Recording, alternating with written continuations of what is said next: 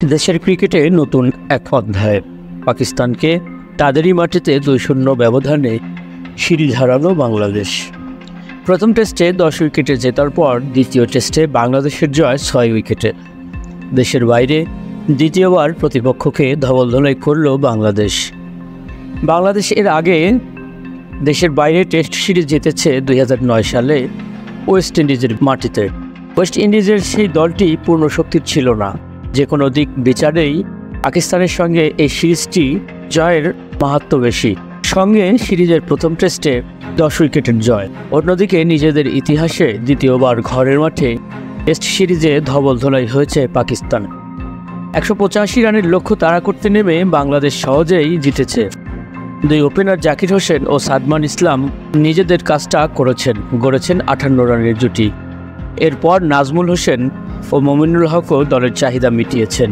দলীয় 153 রানে মুমিনুল আউট হলেও বাকি কাজটা শেষ করেন সাকিব আল হাসান ও মুশফিকুর রহিম। এর মধ্য দিয়ে বাংলাদেশের টেস্ট ইতিহাসে আরও একটি ধবলধোলাইয়ের সংখ্যা যুক্ত হলো।